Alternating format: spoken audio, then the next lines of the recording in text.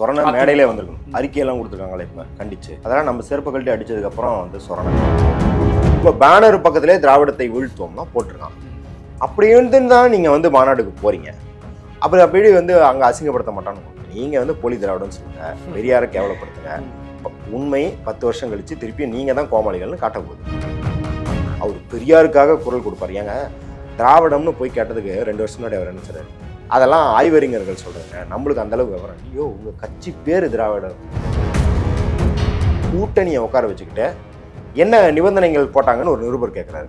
அமித்ஷா வந்து அவன் என்ன சொல்றான் அப்படின்னு கேட்கிறாரு. மரியாதையே கிடையாது ஜேர்னலிஸ்ட். விரல் விட்டு சொன்னாரு, நாங்கள் திராவிட நாடு கோரிக்கையை வெற்றிருக்கலாம், ஆனால் அதற்கான கோரிக்கை அப்படியே இருக்கிறது, அதற்கான புறச்சூழல் அப்படியே தான் இருக்கிறது, அது மீண்டும் வரும்னுலாம் சொல்றாரு.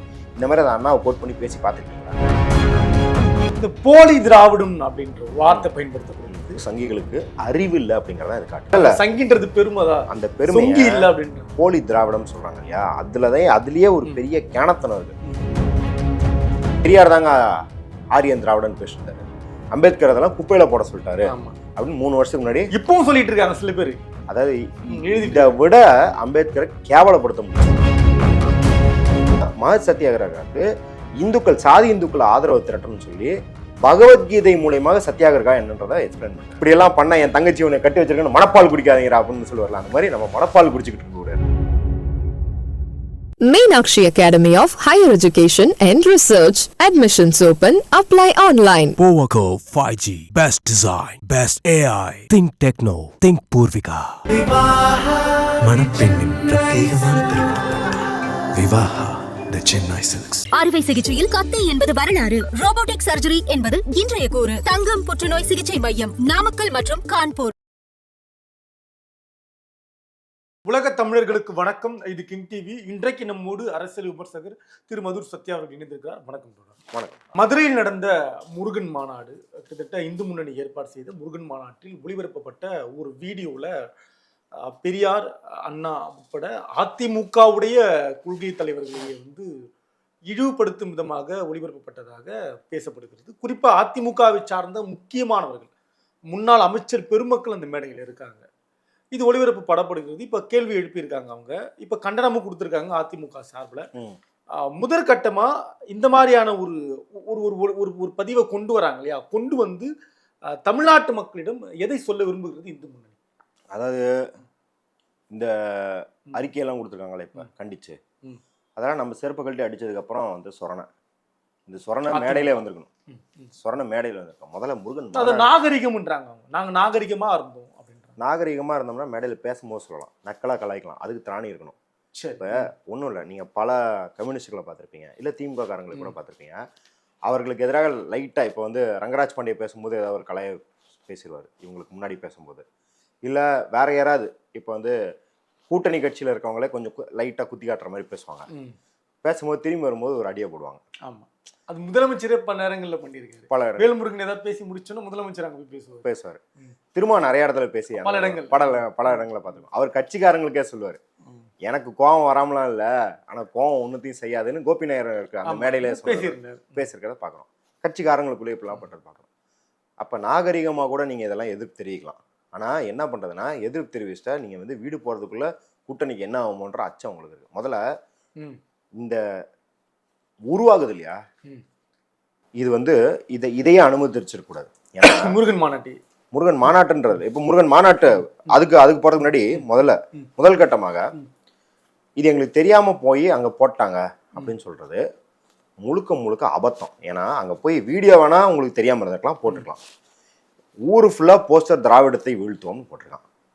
உங்கள் போலி திராவிடம். அதாவது பெரியார் வந்து விநாயகர் சிலையை உடைச்சதை வச்சு போஸ்டர்லாம் ஊர் ஃபுல்லாக அடிச்சிருக்கான். உங்கள் பேனர் பக்கத்திலே திராவிடத்தை வீழ்த்துவோம்லாம் போட்டிருக்கான். அப்படி தான் நீங்கள் வந்து மாநாடுக்கு போறீங்க. அப்படி வந்து அங்கே அசிங்கப்படுத்த மாட்டான்னு உங்களுக்கு தெரியும். எங்கேயுமே அவன் முழுக்க கடவுள் பேரை சொல்லிட்டு அரசியல் தான் பேசுகிறான். இப்போ வந்து ராமர் கோயில்னா ராமர் கோயிலை பேசுவதை விட காங்கிரஸ் எப்படி முஸ்லீம்களுக்கு ஆதரவாக இருக்குன்றதான் அவன் வந்து முழுக்க பிரச்சாரம் பண்ணுறான் எப்பயுமே. அது ராமர் கோயிலுக்கே அவன் வந்து வணங்குறேன்னு சொல்கிற ராமருக்கே இது நீங்கள் வணங்குறேன்னு சொல்கிற முருகனுக்கு. ஏன்னா முருகனுக்கு அவனுக்கு எந்த சம்மந்தமும் கிடையாது. யோகி ஆதித்யநாத்தை கூட்டு வரோம், அதை கூட்டு வரோங்கிறாங்களே. உத்தரப்பிரதேசில் எங்கேயாச்சும் வந்து முருகன் கோயில் இருக்கா? கிடையாது. ஆனால் இங்கே நம்மளுக்கு வந்து கோதன் ராமன் அந்த ராமனு ராமனுக்கு கோயிலெலாம் வச்சுருக்காங்க. சரி, அதனால் இங்கே ராமர் கோயில் கொண்டாடின்னு விட்டுறோம். முதல்ல ஒரு இங்கே மாநிலத்தின் முன்னணி கட்சிங்கிறீங்க, தலைமை எதிர்கட்சி நீங்கள் தான். இந்த மாதிரி ஒரு ப்ரப்போசல் பாஜக உங்கள்கிட்ட சொல்லுது, முருகன் மாநாடு நாங்கள் நடத்த போகிறோன்னா, உண்மையிலே திராணி உள்ள கட்சி, உண்மையிலே கூட்டணியின் தலைமை எடப்பாடி தான் அப்படின்னா என்ன பண்ணியிருப்பாங்க? இப்போ திமுகட்ட இது ஒன்று சொல்லுது, இப்போ இந்த மாதிரி ஒரு நிகழ்ச்சி நடத்துகிறோம் நம்ம கூட்டணி சார்பாகன்னு சொல்லும்போது என்ன சொல்லுவாங்க? வாங்கி நாங்கள் எங்கள் தலைமையில் நடத்துகிறோம். அதாவது அதிமுக முருகன் மாநாட்டை நடத்து, நீங்களாம் வந்து கலந்துக்கோங்கன்னு சொல்கிறது தான் பெரிய திராணி உள்ள ஒரு கட்சியாக இருந்தால் பண்ணியிருக்கோம். இந்த அரசியலை மதவாத அரசியலே எடுக்குன்னா கூட நான் வந்து அதிகார ரீதியாக எந்த அளவுக்கு அவங்க தாழ்ந்து போயிருக்காங்கன்னு சொல்கிறேன். ஆனால் பாஜக நடத்துது, பாஜக உங்களுக்கு பாடம் எடுக்குது முருகன்னா என்னன்னு. இந்த மண்ணில் வந்து பாஜகன்றதில்ல, அதிமுகன்றதில்ல, அதுக்கு முன்னாடியே முருகரை எப்படிலாம் பார்த்துருக்காங்கன்னு எல்லாத்துக்கும் தெரியும். இன்ஃபேக்ட் பெரியார் வந்து முருகனை எப்படி வந்து முருகனின் உண்மைத்தன்மையை கொண்டு வந்தார்ன்றத முருக பக்தர்கள் பல மாநாடுகள் போட்டு பெரியாரை பாராட்டிருக்காங்க. எதுக்கு அப்படின்னா, பழனியில வந்து பண்டாரம் இனத்தை சேர்ந்தவர்கள்லாம் ஓதுவார்களாக இருந்தாங்க. அது பிற்காலத்தில் பார்ப்பனர்கள் அங்கே வந்துட்டாங்க அப்படிங்கிற வரலாறை பெரியார் தான் வந்து பேசினாரு. அதுக்கப்புறம் இப்போ திராவிட விடுதலை கழகம் வந்து அதை வெளியீடாக போட்டிருக்காங்க, அதில் பாராட்டியிருக்காங்க. இந்த வரலாறை வந்து முன்னுக்கு கொண்டு வந்து எங்களுக்காக நீதி கேட்டவர் பெரியார் தான் அப்படின்னு. அதனால தான் இப்போ அனைத்து சாதியும் அர்ச்சகர்னு வரதுக்கு காரணம் என்ன அப்படின்னா, எல்லா இடத்துலையும் பார்ப்பனர்கள் தான் பண்ணணுங்கிறது விதியெல்லாம் கிடையாது. அங்கங்கே வேற வேற அந்தந்த இடத்துல இருந்த சாதிகள் தான் அங்கே அர்ச்சனை பண்ணிட்டு இருந்திருக்காங்க அப்படிங்கிறத அந்த வரலாறோட தானே சேர்த்து தானே பார்க்க வேண்டியிருக்கு. அப்போ முருக பக்தர்களே பெரியாரை பாராட்டுறாங்க. சரி, பெரியார் வேணா, பெரியார் வந்து கடவுள் மறுப்பாளர் குட்டலாம். அதுல கூட ஒரு கேள்வி வைக்கிறாங்க. அந்த மாநாட்டில் ஒளிபரப்பட்ட வீடியோல வந்து பெரியாருடைய பெண்ணியம் பற்றியோ அல்லது பெரியாருடைய சமூக நீதி பற்றியோ அல்லது பெரியாருடைய ஜாதி ஒழிப்பு பற்றியோ நாங்க பேசல. குறிப்பா அந்த இந்து மத கடவுளை தான் வந்து கடுமையா வந்து பெரியாரும் திராவிட இயக்கமும் தாக்குறாங்க. நாங்க அதற்கு எதாவது தானே குரல் கொடுத்துருக்கோம், அதுல ஒரு நியாயம் இருக்கு அப்படின்றாங்க. இல்ல, இப்ப முருகனுக்கு மாநாடு நடத்துறீங்கன்னு சொல்லிட்டு அதான் ஒரு நண்பர் வந்து பதிவிட்டு இருந்தாரு. முருகனுக்கு மாநாடு நடத்துறோம்னு சொல்லிட்டு 2% யூதர்கள் வந்து உலகையே ஆட்கொண்டிருக்கிறாங்க. ஆனால் இந்துக்கள் இவ்வளோ பேர் இருந்தோம் நம்மளால் ஒன்றும் பண்ண முடியலன்னா என்ன அர்த்தம்? யூதர்களுக்கு இருக்கிற உணர்வு நம்மகிட்ட இல்லைன்னு அண்ணாமலை பேசுகிறார்.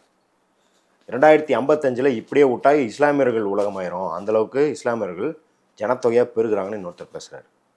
இன்னொருத்தர் என்ன பேசுகிறாருன்னா, கிறிஸ்துவர்கள் வந்து இதை பண்ணுறாங்க அதை பண்ணுறாங்க மதத்தை பரப்புறாங்கன்னு பேசுகிறார். இதெல்லாம் போட்டு அந்த நண்பர் என்ன பதிவு போட்டிருந்தாருன்னா, ஏன்டா எல்லாத்தையும் பேசுகிறீங்க, பாவம் மாநாடு வச்சது முருகனுக்கு, அவரை பற்றி பேச மாட்டீங்களாடா அது. அப்போ இது வந்து நீதிமன்றம் என்ன சொல்லி தந்திருக்கு, அரசியல் பேசக்கூடாதுன்னு சொல்லி தான் உங்களுக்கு மாநாடு பர்மிஷன் இருந்துச்சு. அதுவே ஒரு போங்கு பர்மிஷன். ஆக்சுவலி நம்ம பார்வையில் பார்த்தா அதுவே சட்டத்துக்கு புறமானது. எல்லா தரவுகளும் கொடுத்தாச்சு, இந்த மாநாடு அரசியலாக தான் நடக்க போகுது அப்படிங்கிறது. நீதிமன்றம் அதை ஏற்க மறுத்து விட்டது. கண்டிஷன் போட்டு தந்துட்டா அவங்க என்ன யோக்கியமாக நடத்திட்டு போகிறாங்க? அவங்க வந்து பூஜை பண்ணக்கூடாதுன்னு சொன்னாங்க. அந்த அறுபடை வீடு வச்ச இடத்துல பூஜை பண்ணக்கூடாது, வீடை மட்டும் வச்சுட்டு போகலாம். ஆகம விதி காரணமாக. ஏன்னா அதுக்குன்னு இருக்கிற சில விதிகளை பயன்படுத்தி 3 வேளை பூஜை பண்ணணும், இந்த நேரங்களில் பண்ணணும், அதெல்லாம் எதுவுமே மதிக்காம அவங்க பூஜை பண்றாங்க. நீதிமன்றம் பார்த்துட்டு சும்மா தான் இருக்குது. ஆனா மக்களும் லட்சக்கணக்கில் வந்திருக்காங்க. அப்படின்னா பிக்னிக் மாதிரி வருவாங்க. அதாவது கண்டிப்பாக அதில் கெட்ட விளைவுகள் இருக்குது, அதை நம்ம கணக்கில் கொள்ளணும், அதுக்கு எதிர்கொள்ளணும்னா அது உண்மைதான். ஆனால் இதை நீங்கள் யோசிச்சு பாருங்கள், இது அதிமுக பண்ண வேலை. ஏன்னா ஒரு முன்னணி கட்சியாக இருந்துக்கிட்டு நீங்கள் தமிழ்நாட்டில் இது மாதிரியான ஒரு நடவடிக்கை எடுக்க விட்டீங்க அப்படின்னா, நீங்கள் மேடை அமைச்சு கொடுத்து நீங்கள் பங்கேற்கிற மாநாட்டில் அவங்க இஸ்லாமியர்களுக்கு எதிராக, கிறிஸ்துவர்களுக்கு எதிராக, பகுத்தறிவாளர்களுக்கு எதிராக பேசுகிறாங்க அப்படின்னா நீங்கள் பெரியார் அண்ணாவெல்லாம் விட்டுருங்க. பெரியார் அண்ணாவெல்லாம் கட்சி ரீதியாக திட்டுறாங்கன்னு விட்டுருவாங்க. அதிமுக ஆட்சிக்கு வந்தால் யாரை சேர்த்து நிர்வகிக்க போகுது? கிறிஸ்துவர்களை இஸ்லாமியர்களுக்கு சேர்த்து தான் நிர்வகிக்க போகுது. அப்போ அவங்களுக்கு எதிராக பேசுகிறாங்கன்ற மாநாட்டை இவங்க போய் கலந்துக்கிறதும் அவங்களோட வந்து ஒட்டி உறவாடுறாங்க அப்படின்னும்போது நீங்கள் என்ன மெசேஜ் சொல்ல வரீங்க? அதிமுகன்ற கட்சி என்ன மெசேஜ் சொல்கிற வரீங்க? ஒன்றும் இல்லை, திண்டுக்கல்லில் கம்யூனிஸ்ட் கட்சி தோழர்கள் வந்து ஒரு பிரச்சாரம் பண்ணுறாங்க. அவங்க வந்து முருகன் மாநாட்டுக்குன்னு பிரச்சாரம் பண்ணல, அவங்க 10 நாள் வந்து ஏற்கனவே வந்து மக்களுக்கான அரசியல் பிரச்சாரம்னு எடுக்கிறாங்க. அதில் மக்களுக்கு எல்லா குறைகளும் சொல்கிறாங்க. பாஜகவோட குறைகள் சொல்கிறாங்க, மாநிலத்தில் ஆளும் திமுகவின் ஆளுங்கட்சியோட இருந்து சொல்றாங்க. அது என்ன அப்படின்னா, அது நீங்க எப்படி புரிஞ்சுக்கணும்னா, பாஜகவை எதிர்க்கிறது திமுக கோரிக்கையை என்ன வைக்கணும், குறைகளை சுட்டிக்காட்டு அப்படின்ற பட்சத்தில், அதாவது மக்களுக்கு சொல்றாங்க 2026 தேர்தல் வரும்போது பாஜகவை ஏன் நிராகரிக்க வேண்டும், திமுகவிடம் உன் வாக்கு பலத்தை வைத்துக்கொண்டு என்ன கேட்க வேண்டும் அப்படிங்கிறத மக்களுக்கு அவங்க புரிய வைக்கிறாங்க. கேட்கிற இடத்துல திமுக இருக்கிறது, புறக்கணிக்க வேண்டிய இடத்துல பிஜேபி அப்படி அதை தெளிவுபடுத்தும். அதான் அதுக்காக வந்து திமுக வந்து ஃப்ரீ ஹேண்டு கொடுக்க முடியாதனால எல்லா குறைகளையும் திமுக வந்து சொல்றாங்க. இதன் நீட்சியாக கடைசி நாள் பிரச்சாரத்து போது என்ன கேட்குறாங்க அப்படின்னா, வேலை தர முடியாத உனக்கு முருகன் மாநாடு எதற்குன்னு கேட்குறாங்க. இது ஒரு நியாயமான கேள்வி தானே. இது முருகனை இழிவுபடுத்ததா? முருகனை மீண்டும் நான் அந்த கேள்விதான் குறுக்கிடுக்க மன்னிக்கணும். பகுத்தறிவு பேசுறோம், இந்த திராவிட இயக்கம், திராவிட சித்தாந்தம், அந்த இடத்துல போலி திராவிடன்னு போட்டா ஒத்துக்கூடிய அவங்க அடிப்படை கேள்வியா கேட்கறது இவங்க பகுத்தறிவு பேசுறாங்க சரி, ஆனா மீண்டும் இந்து கடவுளுக்கு தானே இவங்க வந்து கேள்வி எழுப்புறாங்க அப்படின்ற கேள்வி இருக்கு. இந்த கேள்வி சிறப்பான கேள்வி. இதுக்கு ஒட்டுமொத்தமா ஒரு பதிலை எப்பயுமே சொல்லணும்னு நினைக்கிறேன். என்ன அப்படின்னா, இன்னைக்கு அதாவது நீங்க என்ன சொல்றீங்க, அதாவது இவங்களோட கோரிக்கை என்னன்னா, நீ 10 நிமிஷம் இந்து கடவுளை திட்டினா 10 நிமிஷம் இஸ்லாமிய கடவுளை திட்டு, 10 நிமிஷம் கிறிஸ்துவ கடவுளை இல்லைன்னா எதையுமே திட்டாது. ஓகேவா? உலகம் வந்து அப்படி இயங்கிறது கிடையாது. என்ன அப்படின்னா, எதிர்வினைங்கிறது வினைக்கு தான் எதிர்வினை. கரெக்டா? எதெல்லாம் உங்களுக்கு வினையாற்றுறதோ அதற்கு தான் நீங்கள் எதிர்வினையாற்ற முடியும். இப்போ ராமராஜ்யம் நடத்துவேன் அப்படின்னு சொல்லி தான் என்னை ஆட்சி செய்கிறாங்க இல்லையா, டேவிட் ராஜ்யம் நடத்துவேன், நபிகள் ராஜ்யம் நடத்துவேன்னு என்னை ஆட்சி பண்ணுறது கிடையாது. கரெக்டாக? நீதிமன்றங்கள், இந்தியாவில் நீதிமன்றங்கள் மனுஸ்மிருதியை 100கணக்கான டைம் கோட் பண்ணியிருக்கு. பைபிளை கோட் பண்ணி தீர்ப்பு கொடுத்துருக்கா? கிடையாது. குரானை கோட் பண்ணி தீர்ப்பு கொடுத்துருக்கா? குரானை எப்போ கோட் பண்ணுவாங்க அப்படின்னா, இஸ்லாமியர்களுக்குள்ள பர்சனல் லா, அவங்களுக்குள்ள குடும்ப விஷயங்கள், சொத்து தகராறு வரும்போது அதை எடுப்பாங்க இல்லையா. பொதுவான விதிகளுக்கு ஒண்ணும் இல்ல. குஜராத்ல 14 வயது சிறுமி வன்புணர்வு செய்யப்பட்டு கர்ப்பமாக்கப்படுகிறார். நீதிபதி தண்டனை வழங்கிட்டாரு, அந்த அளவுக்கு தண்டனையை வழங்கிட்டு இந்த பொண்ணுக்கு அறிவுரை சொல்றாரு, நீ மனம் தளராதமா, மனுஸ்மிருதி படி, அந்த காலத்துல இதெல்லாம் இயல்பு அப்படின்னு. அவர் உச்ச நீதிமன்றத்துக்கு உயர்த்தவும் படுறாரு. ஒரு வழக்கில் ஒரு ராஜஸ்தான் நீதிமன்றத்தில் ஒரு பெண்ணை வந்து 5 பேர் சேர்ந்து வன்புணர்வு செஞ்சிடறாங்க. அவங்க வந்து ஒரு அந்த ஊரில் கீழ் சாதின்னு சொல்லப்படுற சாதி, ஆனால் பட்டியலில் பார்த்தீங்கன்னா அவங்க ஓபிசி பட்டியலில் வராங்க. அதோட பண்ணையார் நில உடைமை சாதியில் இருக்கவங்க சேர்ந்து இது பண்ணிடுறாங்க. 5 ஜட்ஜு மாற்றுறாங்க அந்த கேஸ்க்கு. ஏன்னா இந்த பெண்ணுக்கு சாதகமாக தீர்ப்பு கொடுத்துருவாங்கன்னு பயத்தில் 5 ஜட்ஜை மாற்றுறாங்க. 6வது ஜட்ஜ் வந்து என்ன தீர்ப்பு கொடுக்குறாருன்னா, அவர் சாதின்னு சொல்லலை, உமா சக்கரவர்த்தின்ற பெண்ணியவாதி, அவங்க வந்து ஒரு அறிஞர், ஒரு சமூகவியல் அறிஞர், அவங்க வந்து பதிவிடுறாங்க அவங்களோட புத்தகத்தில், ஜெண்டர் அண்ட் காஸ்ட், பாலினம் மற்றும் சாதின்ற புத்தகத்தில். என்ன சொல்கிறாங்கன்னா, அந்த ஜட்ஜு அந்த தீர்ப்பை நீங்கள் கேட்டீங்கன்னா ரத்தம் கொதிக்கும். அவர் சாதின்னு சொல்ல, இப்படி ஒரு மதிக்கத்தக்க குடும்பத்தை சேர்ந்த ஆண்கள், மதிக்கத்தக்க குடும்பம்னா உயர் ஜாதி நட்டம், கூட்டு சேர்ந்து கொண்டு இப்படி ஒரு இழிவான செயலை செய்வதற்கு, இழிவான செயல்னா கீழ் சாதி பெண்ணுடன் உறவு வைத்துக் கொள்வது என்று இந்த கோர்ட் நம்ப மறுக்கிறது. இப்போ அங்கே வன்புணர்வு செஞ்சவங்களும் இந்து, செய்யப்பட்டவரும் இந்து. அப்போ எதன் அடிப்படையில் நான் எந்த மதத்தை எதிர்க்கிறது? அப்போ நீதிமன்றங்கள் இங்கே ஒன்றும் இல்லை, பியூரோக்ராட்ஸ், அதாவது உயர் பதவிகளில் இருக்கிறாங்க. ராகுல் காந்தியே சொல்கிறார், இன்றைக்கி நம்மளோட பொருளியல் கொள்கைகளை வகுக்கிறதுல 97% உயர் சாதியினர், 3% ஓபிசி மக்கள் இருக்காங்க, எஸ்சி 1% தான் இருக்கிறாங்க. அப்போ இந்த பிரிவினை எங்கே வருது? நான் யாரை எதிர்க்கணும்? சரி, இதெல்லாம் அரசியல் ரீதியாக பிரதிநிதித்துவம், நீதிமன்றம் சொல்லிட்டேன். பொருளியல் ரீதியாக வில்ஃபுல் டிஃபால்டர்ஸ்னு போடுறாங்க. வில்ஃபுல் டிஃபால்டர்ஸ் அப்படின்னா, கத்தி படத்தில் விஜய் சொல்கிற மாதிரி, ஒரு பியர் ஃபேக்ட்ரி ஓனர் 5000 கோடி ரூபா கடன் வாங்கிட்டு என்னால் கட்ட முடியாதுன்னு சொல்லிட்டான் அப்படின்னு. அதே போல் கட்ட முடியாதுன்னு சொல்லி பல்லாயிரம் கோடி வங்கிகளுக்கு நஷ்டம் ஏற்படுத்தாது. ஒரு வருஷத்தில் மட்டும் வில்ஃபுல் டிஃபால்டர்ஸ் ஒரு 50 பேர் சேர்ந்தாங்கன்னா 90,000 கோடி 1 லட்சம் கோடி ஏமாத்துறாங்க. சரி, கட்டாம விடுறாங்க. அந்த பட்டியல் வந்து ஆர்பிஐ வந்து வில்ஃபுல் டிஃபால்டர்ஸ் லிஸ்ட்னு போடுது. டாப் 50 ஏன்னா டாப் 50 ஏதோ ராணுவ வீரர்கள் போல நாட்டுக்கு தியாகம் செய்வாங்க. அந்த டாப் 50ல் ஒரு இஸ்லாமியர் கிடையாது, ஒரு தலித் கிடையாது, ஒரு தமிழர் கிடையாது. ஃபஸ்ட்டு டாப் 10 எடுத்திங்கன்னா முழுக்க ஒன்று பார்ப்பனர்களாக இருப்பாங்க, இல்லை பனியாக்களாக இருப்பாங்க. இப்போ நான் யாரை எதிர்க்கிறது? ஆனால் வங்கிகள் தடை போடும்போது, வங்கிகள் யாருக்கு கடன் கொடுக்கக்கூடாதுன்னு தடை போடும்போது ரெட் ஜோன் பண்ணுறாங்க. ரெட் ஜோன்னா இந்தந்த பகுதிகளிலேருந்து வரவங்களுக்கு லோன் தராதீங்க, அது இஸ்லாமியர் குடியிருப்புகளாக பார்த்து ஜோன் பண்ணுறாங்க. அப்போ நான் யாரை எதிர்க்கணும்? நான் உண்மையாக சொல்கிறேன், நான் சவுதியில் பிறந்திருந்தா குரானில் இருக்கிற தவறுகளை சுட்டி காட்டி அந்த அரசை எதிர்த்திருப்பேன். இங்கிலாண்டில் பிறந்திருந்தா இல்லை வேற எங்கேயாவது ஒரு கிறிஸ்தவ நாட்டில் அயர்லாண்டு அது மாதிரி அயர்லாண்டு பிறந்தா காலத்திற்கு ஏற்றுக்கலாம். நான் இந்திய நாட்டில் பிறந்திருக்கேன், இந்திய நாட்டில் பிறந்தா நீ தானே இங்கே தான் பிரதான இந்துன்ற, அப்போ என்ன ஆள்ற மதம் எதுவாக இருக்கு, இங்கே சமூகம் நீ மனுஸ்மிருதியால் ஊர் சேரின்னு பிரித்து வச்சிருக்க, நீ மனுஸ்மிருதியால் பெண்களை இப்படி வச்சிருக்க அப்படின்னு எந்த கருத்தியல் கொண்டு நீ என்ன ஆள்றியோ அந்த கருத்தில் தான் எதிர்க்க முடியும் இல்லையா. நான் வந்து டோக்கன் போடுற மாதிரி இதுக்கு ஒரு டோக்கன் அதுக்கு ஒரு டோக்கன் அதுக்கு ஒரு டோக்கன் அப்படின்னு போடலாம் வந்து, ஏன்னா நீ எனக்கு அதை திருப்பி வந்து அதே ப்ரொபோர்ஷனில் நீ வந்து ரிசோர்ஸும் ஒதுக்கல, அதே ப்ரொபோர்ஷனில் அதை you haven't share the responsibility neither in crime நார் இன் ரிசோர்சஸ். அதாவது வளங்களிலும் சரி குற்றங்களிலும் சரி நீ சம பங்கீடு செய்யாத போது என் விமர்சனங்களில் மட்டும் நான் எப்படி சம பங்கீடு செய்வேன்? இந்த போலி திராவிடம் அப்படின்ற ஒரு வார்த்தை பயன்படுத்தப்படுகிறது. அதே இந்த போலி திராவிடம் அப்ப எந்த அளவுக்கு சங்கிகளுக்கு அறிவு இல்லை அப்படிங்கறத இது காட்டுது.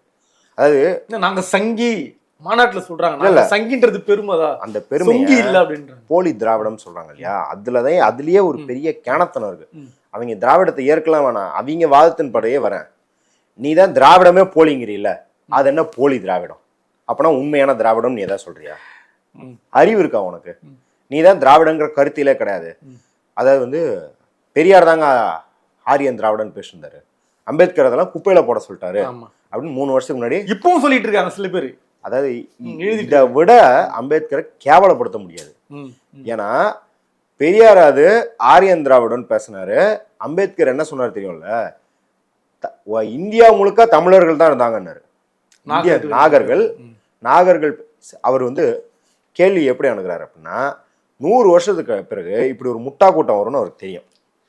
ஆனா அந்த முட்டா கூட்டத்தில் தான் அதிகாரமும் இருக்கும், ஏன்னா அப்படிதான் இந்திய படிநிலை சமூக படிநிலை அப்படிதான் இருக்குன்னு அவருக்கு தெரியும். அப்ப அவர் என்ன பண்றாரு, அவரே கேள்வி வச்சு அவரே பதில் சொல்றாரு. நாகர்கள்னு சொல்றாங்க, திராவிடர்கள் அப்படின்னு சொல்றாங்க, இவங்க 2 பேரும் யாரு அப்படின்னு அவரே கேள்வி கேட்கிறாரு. கேள்வி கேட்டு அவரே சொல்றாரு, 2 பேரும் ஒரே மக்கள் தான் அப்படிங்கிறாரு. 2 பேரும் ஒரே மக்கள் அப்படின்னா ஏன் 2 பேர் இருக்கு? ஒரே மக்கள் தான் நாகர்கள்னு சொல்லலாம், இல்ல திராவிடர்கள் சொல்லலாம், ஏன் 2 பேர் இருக்கு அப்படின்னா அவர் சொல்றாரு, நாகர்கள் இந்தியா முழுக்க பரவேந்த நாகர்கள் பேசிய மொழி தமிழ். தமிழ் தான் தமிழ், ட்ரமிலா, அதாவது தமிழ் வந்து தமிழா ட்ரமிலா திராவிடான் மறு உருவேறிச்சு. அப்ப திராவிடாங்கிறது தமிழை குறிக்கிற சொல். சரி, அப்படியே வந்து நாகர்கள் திராவிட மொழி பேசுவாங்கன்னு சொல்லலாம்ல, ஏன் 2 பேராவே மக்களுக்கு சொல்றாங்க? மொழிக்கு சொல்றது வேற, ஏன் மக்களுக்கு சொல்றாங்க அப்படின்னா அவர் என்னங்கிறாருன்னா, இந்த நாகர்கள் தேசம் முழுக்க திராவிட மொழியை பேசினாங்க, விச் இஸ் தமிழ் மொழியை பேசினாங்க. ஆரிய வருகைக்கு பின், அவர் பாருங்க ஆரிய வருகை சொல்றாரு அவர், ஆரிய வருகைக்கு பின் வட இந்தியாவில் இருந்த நாகர்கள் ஆரிய மொழியை ஏற்றுக்கொண்டார்கள். தென்னிந்தியாவில் இருந்த நாகர்கள் அவர்கள் திராவிட மொழியவே தக்க வைத்துக் கொண்டார்கள். அதனால் தென்னிந்திய நாகர்களை திராவிடர்கள் என்றும் வட இந்திய நாகர்கள் அவர்கள் மொழி இனத்தை இழந்து விட்டார்கள் என்பதையும் நாம் குறிக்கிறோம். அதற்குத்தான் திராவிடம் என்ற சொல் அப்படின்னு அம்பேத்கர் எழுதுறாரு. அவர் வந்து பெரியாருக்கு சப்போர்ட் பண்ணி எழுதுறாரு. அவர் தன்னிச்சையாக தனியா அவரோட ஆய்வுல இருந்து எழுதுறாரு. பெரியாரை வந்து அம்பேத்கர் மதிக்கலன்னு சொல்றது எவ்வளவு அபத்தம் அப்படின்னா, 1928 தன்னோட பகுஸ்கிருத் பாரத் அப்படிங்கிற பத்திரிகையில அம்பேத்கர் பெரியாரை பாராட்டி தள்ளுறாரு. அதாவது இங்க இருக்கும் தேச தலைவர்கள் யாவரும் இந்தியாவின் சுயராஜ்யத்தை பேசுகிறார்களுடைய அதில் தீண்டத்தகாதவரின் சுயராஜ்யம் என்னவென்று பேச மறுக்கிறார்கள். நாம் தீண்டாமையை கொண்டு போய் காட்டும்போது இதெல்லாம் பழங்கதை ஆகியோரும் இந்தியாவுக்கு சுதந்திரம் கிடைத்தால் என்று அலட்சியமாக பதில் கூறுகிறார்கள். இப்படி எல்லோருமே ஏமாற்று வேலையில் இறங்கியிருக்கும் போது மദ്രാஸ் மாகாணத்தில் செயல்பட்டு கொண்டிருக்கும் ராமசாமி நாயக்கர் என்னும் தலைவர் மட்டும் ஒப்பற்ற தலைவராக தீண்டத்தகாதவரின் சுயராஜ்யத்தை பற்றி பேசுகிறார் அப்படின்னு சொல்லிட்டு பெரியார் வந்து இங்க மாநாட்டில் மெட்ராஸ் பிரசிடென்சியில் பேசுற மாநாட்டில் இருக்கிற டெக்ஸ்ட்டை ஃபுல்லா போடுறாரு. அதுல வந்து பெரியார் ஹரிச்சந்திரன் கதை புராண கதையெல்லாம் சொல்லிட்டு, பாரு இவன் இப்பதான் சுதந்திரம் இல்லாம இருக்கான், இவன் சுதந்திரம் இல்லாத காலம் இருந்தால அப்ப தீண்டத்தகாதவர்களோட நிலைமை என்னன்னு இருக்குன்னு பாரு, அப்ப சுதந்திரம் பெற்றா என்ன நிலைமையில அதே நிலைமையில தான் வச்சிருப்பான், சுதந்திரம் பெற்றுட்டா உங்களுக்கு சுயராஜ்யம் தருவோம் அப்படிங்கிற நிச்சயம் கிடையாதுன்னு பெரியார் பேசியிருக்காருன்றதை அம்பேத்கர் பாராட்டுறாரு. இன்னும் அம்பேத்கரோட பயோகிராஃபர், அவரோட வாழ்க்கை சரித்திரத்தை எழுதினவர் தனஞ்சய கேர், அவர் தான் வந்து ஃபர்ஸ்ட் எழுதினவர்.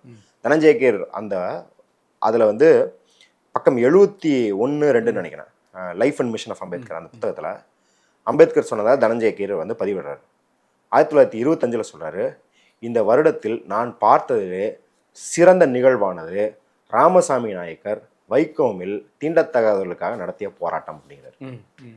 அப்போ அம்பேத்கர் வந்து பெரியார் மீது மதிப்பு வச்சிருந்தார். பெரியார் அம்பேத்கர் மீது அளவு கடந்த மதிப்பு வச்சார். தலைவராக பார்க்குறது அதான் ஒரு பெரிய, அதாவது வேற யாரும் தன்னை தலைவர், இப்போ வந்து இங்கே இருக்கிற தலைவர்கள் வந்து நான் அம்பேத்கர் ஏற்றுக்கிறேன், பெரியார் ஏற்றுக்கிறேன், மார்க்ஸ் ஏற்றுக்கிறேன்னு சொல்கிறதெல்லாம் சித்தாந்த ரீதியாக இருக்கலாம், அப்பமெல்லாம் தெரியும். ஆனால் பெரியாரோட பர்சனாலிட்டி தெரிஞ்சவங்க அவர் ஒருத்தர் தலைவராக ஏற்றுக்கிறேன்னு சொல்கிறது வந்து எந்த எக்ஸ்டென்ட்டில் இருக்கும்னு நம்மளுக்கு தெரியும். ஏன்னா அவர் யாரையுமே தன்னோட தலைவராக ஏற்றுக்கணும் அவர் வந்து முழுக்க முழுக்க சுயமரியாதை சுயசிந்தனைன்னு இருக்கவர். ஒருத்தருக்கு கீழே நான் தலை வணங்குறேன், அவர் என் தலைவர் அப்படின்னு சொல்லும்போது பெரியார் எப்படி அளவு கடந்த மரியாதையை வந்து அம்பேத்கர் மீது வைத்திருந்தார். அவர் வந்து அன்னைக்கு சொல்ல இன்னைக்கு வந்து பட்டியல் சாதி, அன்னைக்கு டிப்ரெஸ்ட் கிளாஸஸ், அது வந்து தாழ்த்தப்பட்டுன்னு சொல்லுவாங்க இல்லையா, அந்த மக்கள்கிட்ட பேசும்போது சொல்றாரு, நான் சொல்லி நீங்க கேட்கணும்னு அவசியம் இல்லை, உங்களோட தலைவரான எனக்கும் தலைவரான அம்பேத்கர் பேச்சை கேளுங்க அப்படிங்கிறாரு. அந்த அளவுக்கு வந்து அம்பேத்கர் மீது மதிப்பு வச்சிருந்தார். அம்பேத்கர் பெரியார் மீது மதிப்பு வச்சிருந்தாரு. ரெண்டு பேரோட கொள்கைகளும் பல இடத்துல ஒன்றுபட்டுச்சு. முக்கியமாக இந்த ஆரியம் திராவிடம் அப்படின்றதெல்லாம் உடன்பட்டு ரெண்டு பேரும். இவரும் என்ன சொல்றாரு, நாங்கள் அம்பேத்கர் வந்து அந்த மனு எரிக்கும் போது சொல்றாரு, நாங்கள் பார்ப்பனியத்துக்கு தான் எதிரானவங்க, பார்ப்பனர்களுக்கு எதிரானவங்க இல்லை அப்படின்னு சொல்லிட்டு அவர் வந்து காட்டுறாரு. முதல்ல புத்தகத்தை போட்டவர் CN சாஸ்திரபுத்தேங்கிற பார்ப்பனர் தான். அதே போல பெரியாரிங்க என்ன சொல்றாரு அப்படின்னா, ஆரியம் திராவிடம் அப்படிங்கிறது வந்து ஒரு கருத்தியலுக்கான குறியீடு. அது என்ன குறியீடுனா, சனாதனம் அப்படிங்கிறது மாறாது, மாறா தன்மை கொண்டது, உலகம் மாற்றத்தால் அமைக்கப்பட்டதுங்கிறதான் திராவிடம், இது ரெண்டுக்கும் குறியீடு தான் அப்படின்னு சொல்லிட்டு பெரியார் வந்து இங்கே வந்து லக்ஷ்மிபுரம் நினைக்கிறேன், அங்கே வந்து யுவ கேந்திரம்னு சொல்லிட்டு ஒரு யூத் கிளப் இருந்திருக்கு, பார்ப்பனர்களுக்கான யூத் கிளப். பெரியார் அங்கே பார்ப்பனர்களுக்கு தான் உரையாற்ற போகிறோன்னு தெரியாமல் போயிட்டாரு. அது அங்கே பார்த்தா யூத் கிடையாது, எல்லா பார்ப்பனர்கள் வயசானவர்களாக இருந்தாங்க. அங்கே பெரியார் பேசுறாரு, உங்களுக்கு எங்களுக்கு என்னங்க வாய்க்க கற்றுக்கிறாரு, நாங்கள் குடிக்கிற அதே தண்ணீர் தான் நீங்களும் குடிக்கிறீங்க, நாங்கள் போரா பஸ்ஸில் தான் நீங்களும் போனோம், கருவறையும் நீங்களும் நானும் பகிர்ந்துக்கலாமே, அது இருந்தால் உங்களுக்கு எங்களுக்கு நான் வாய்க்கா தகராறு. அதாவது கருவறைங்கிறது வந்து கருவறை மட்டும் கிடையாது, அது ஒரு அதிகாரத்தின் குறியீடாக பெரியார் பேசுகிறார். பேசிட்டு வெளியே வரும்போது சொல்கிறாரு, எங்களுக்கு அப்போ வந்து அந்த பார்ப்பனர்கள் போய் அவர்கிட்ட கேட்குறாங்க, என்னங்க சொல்கிறீங்க, நீங்கள் வந்து இதெல்லாம் நல்லா தான் பேசுகிறீங்க, எங்கள்கிட்ட இப்போ வந்து பேசுகிறேன், நேரில் பேசும்போது நீங்கள் வந்து தொலைவில் வந்து உங்கள்கிட்ட மேலே இருந்த இம்ப்ரெஷன் எங்களுக்கு போகுது, நீங்கள் நேரில் பேசும்போது இவ்வளோ நல்லா தானே பேசுகிறீங்க, அப்புறம் ஏன் எங்களை உங்கள் இயக்கத்தில் சேர்த்துக்க மாட்டீங்க, ஏன் எங்களை புறந்தள்ளுறீங்க அப்படின்னு கேட்டபோது அவர் ரொம்ப சிம்பிளாக சொல்கிறார், எனக்கு 3 கண்டிஷன் தாங்க இருக்குது, நீங்கள் பூணில் அறுத்துருங்க, உங்களோட தாய்மொழி தமிழை ஏற்றுக்கோங்க, அதாவது சமஸ்கிருதம் இல்லை தமிழ் அப்படின்றத ஏற்றுக்காங்க, பகவத்கீதையில் உங்களோட அறநெறி திருக்குறள் அப்படின்றத ஏற்றுக்கிட்டிங்கன்னா நீங்களும் என்ன வந்தாங்க அப்படின்றது. அப்போ அம்பேத்கர் பெரியாரும் ஒரே வழியில் தான் பயணிச்சிருக்கிறாங்க. அவங்க கடவுள் மறுப்பு, அதாவது பெரியார் கடவுள் மறுப்பு, அவர் வந்து இந்து மத ஆதிக்கத்தை, வேத ஆதிக்கத்தை முற்றிலும் நிராகரிச்சது அப்படிங்கிறது ஏதோ நேந்தி கடன் விட்டுக்கிட்டு, இல்லை வந்து இவங்க சில பேர் வந்து பிரிட்டிஷ் ஆதரவு அப்பப்பெல்லாம் சொல்லுவாங்களா, அப்படி கிடையாது. அவர்கள் இந்த மக்களின் நலனிலிருந்து இதெல்லாம் எதிர்த்தார்கள். இன்னும் சொல்லப்போனால் அம்பேத்கர் மகத் சத்தியாகிரகா நடத்துகிற வரைக்கும் தீவிர பக்திமானாக தான் இருந்தார். ஏன்னா அவர் வந்து கபீர் பந்த் அப்படின்னு சொல்கிற அவங்க அப்பா வந்து கபீர் பந்த் அந்த ட்ரெடிஷனில் இருந்தவர். அதனால முழுக்க புராணங்களை கரைச்சி குடிச்சவர் அம்பேத்கர். இன்னும் சொல்லப்போனால் மகத் சத்தியாகிரகாவுக்கு சாதி இந்துக்கள் ஆதரவு திரட்டணும்னு சொல்லி பகவத்கீதை மூலயமாக சத்தியாகிரகா என்னன்றதை எக்ஸ்பிளைன் பண்ணுறாரு. சரி, அப்போ அந்த மாதிரி முயற்சிகளை எடுத்து விட்டு பெரியார் வாரணாசி வரைக்கும் போயிருக்காரு. வாரணாசி இங்கேருந்து ஈரோட்லேருந்து ஓடி அவர் வாரணாசிக்கெல்லாம் போயிருக்காரு. அப்போ இதையெல்லாம் முயற்சி செய்து பலனளிக்கவில்லை. அதே போல தேசியவாத அரசியலில் தன்னை ஈடுபடுத்தி கொண்டு அம்பேத்கர் பெரியாரை பாராட்டும் போது சொல்றாரு, தேசியவாத போராளிகளிலே சிறந்த போராளியான பெரியார் தான் அப்ப சொல்றாரு. ஏன்னா அப்ப பெரியார் வந்து தேசியவாதியாக இருந்தாரு, நாட்டு விடுதலைக்காக போராடினார்ன்ற வரலாறு இருக்குது. அப்ப இதையெல்லாம் முயற்சி செய்துவிட்டு நீங்கள் அன்றைக்கு யாரு உங்கள் முப்பாட்டர்களான அன்னைக்கு ஆதிக்கத்தில் இருந்த அரசியல்வாதிகளாக இருந்த தேச விடுதலைக்காக போராடுறன்னு சொல்லி அந்த இயக்கத்துக்கு தலைமை தாங்கி கொண்டவர்கள் இவர்கள் கேட்ட உரிமையை, இவர்கள் கேட்ட நீதியை, சமூக நீதியை வழங்கியிருந்தால் ஏன் பெரியார் எதிர்த்துக்க போறாரு? அப்ப அதுதான் இங்க எவ்வளவு நீங்க வந்து போலி திராவிடம்னு சொல்லுங்க, பெரியாரை கேவலப்படுத்துங்க, உண்மை 10 வருஷம் கழிச்சு திருப்பி நீங்க தான் கோமாளிகள்னு காட்ட போகுது. இதுக்கப்புறமா திரு எடப்பாடி அவர்கள் தான் பேசுவாரா? கண்டிப்பாக பேச மாட்டாருங்க. ஏன்னா நீங்க இதுக்கெல்லாம் சொல்றீங்க, கூட்டணியை உட்கார வச்சுக்கிட்டு என்ன நிபந்தனைகள் போட்டாங்கன்னு ஒரு நிருபர் கேட்கிறாரு. அமித்ஷா வந்து அவன் என்ன சொல்றான் அப்படின்னு கேட்கிறாரு. மரியாதையே கிடையாது ஜேர்னலிஸ்டுக்கு. ஓ அப்பெல்லாம் ஒரு கண்டிஷன் சொல்லு அப்படிங்கிறாரு. அப்படின்னு பக்கத்துல யார்கிட்ட சொல்றாரு, இவர் வந்து அந்த ஸ்ரீராம் இருப்பார் இல்லையா, அவர்கிட்ட சொல்கிறாரு. அவர் சொல்கிறாரு, பக்கத்தில் எடப்பாடி உட்காந்து சிரிச்சுட்டே இருக்காரு. இவ்வளோதான். மேடையில் எடப்பாடியை மேடையில் வச்சுக்கிட்டு பவன் கல்யாண் தான் அடுத்த எம்ஜிஆருங்கிறாங்க. அதாங்க, நீங்கள் வந்து மக்கள் நலன்லாம் விட்டுருங்க, உங்களுக்குன்னு ஒரு சுயமரியாதை இருக்கும்ல. நீங்கள் வந்து கட்சியில் வந்து இருக்கிறேன், அதை வந்து கூட்டணியில் இருக்கிறேன்னு சொல்கிறீங்க, உங்களுக்கு எதிரான எல்லாத்தையும் அவங்க பேசுகிறாங்க. நீங்கள் எதற்கெல்லாம் இத்தனை ஆண்டு காலமாக நாங்கள் நிற்கிறோம்னு சொல்கிறீங்களோ அதுக்கு எதிராகலாம் பேசுகிறாங்க. உங்கள் தலைவர்களை இன்னும் அவங்க வந்து அதாவது இன்டைரக்டாக ஒரு தாழ்வு நிலையில் வச்சு தான் பேசுகிறாங்க. எதுவுமே உங்களுக்கு சூடு சொரணே இல்லாமல் தான் கேட்டுக்கிட்டு இருக்கீங்க. அப்படின்னும்போது அவர் பெரியாருக்காக குரல் கொடுப்பார். ஏங்க, திராவிடம்னு போய் கேட்டதுக்கு 2 வருஷம் முன்னாடி அவர் என்ன சார், அதெல்லாம் ஆய்வறிஞர்கள் சொல்கிறதுங்க, நம்மளுக்கு அந்தளவுக்கு விவரம். ஐயோ, உங்கள் கட்சி பேர் திராவிடம், அண்ணா திராவிட முன்னேற்ற கழகம். அந்த திராவிடத்துக்கு பொருள் என்ன அப்படின்னா அது தெரியலங்கிறாரு. இதை விட ஒரு கேவலம் இருக்க முடியுமா? அதே போல் அண்ணாவை பற்றி சீமான் அவ்வளோ கேவலமாக பேசும்போதும் சரி, அண்ணாமலை அவ்வளோ கேவலமாக பேசும்போதும் சரி, முதல்ல எதிர்வினையாற்றுறது திமுக தரப்பு, இல்லை வந்து திராவிட இயக்க ஆதரவாளர்கள் இருக்கு. அதுக்கு பிறகு எல்லாரும் சேர்ந்து இப்போ இந்த மாதிரி ஊடக அழுத்தம் வந்தால் ஐடிவியும் ஒரு இதை போடுவாங்களோ இல்லையா. என்னைக்காச்சும் எடப்பாடி மைக்கு முன்னாடி வந்து அண்ணா என்ன சொல்லியிருக்காரு தெரியுமா, அண்ணா எப்பேற்பட்ட சித்தாந்தத்தை உடையவர் தெரியுமா, அவர் பாராளுமன்றத்தில் போய் விரல் விட்டு சொன்னார், நாங்கள் திராவிட நாடு கோரிக்கையை வெற்றிருக்கலாம், ஆனால் அதற்கான கோரிக்கை அப்படியே இருக்கிறது, அதற்கான புறச்சூழல் அப்படியே தான் இருக்கிறது என்றோ ஒரு நாள் நீங்கள் இதே செய்து கொண்டிருந்தால் அது மீண்டும் வரும்னுலாம் சொல்றாருல. இந்த மாதிரி அதை அண்ணாவை கோட் பண்ணி பேசி பார்த்துருக்கீங்களா? கிடையவே கிடையாது. அப்படின்னு இருக்கும்போது இதெல்லாம் வந்து நீங்க வந்து எதிர்பார்க்க கூடாது. இந்த வடிவேல் சொல்லுவார்ல, இப்படியெல்லாம் பண்ணா என் தங்கச்சி உன்னை கட்டி வச்சிருக்கேன்னு மனப்பால் குடிக்காதீங்கடா அப்படின்னு சொல்லுவார்ல, அந்த மாதிரி நம்ம மனப்பால் குடிச்சுக்கிட்டு இருக்க கூடாது. ரொம்ப நன்றி சொல்றோம். நன்றி. Meenakshi Academy of Higher Education and Research. Admissions open. Apply online. Powaco 5G. Best design. Best AI. Think Techno. Think Purvika. மணப்பெண்ணின் பிரத்யேகமான திருமணம். விவாஹா தி சென்னை சில்க்ஸ். அறுவை சிகிச்சையில் கத்தை என்பது வரலாறு, ரோபோட்டிக் சர்ஜரி என்பது இன்றைய கூறு. தங்கம் புற்றுநோய் சிகிச்சை மையம், நாமக்கல் மற்றும் கான்பூர்.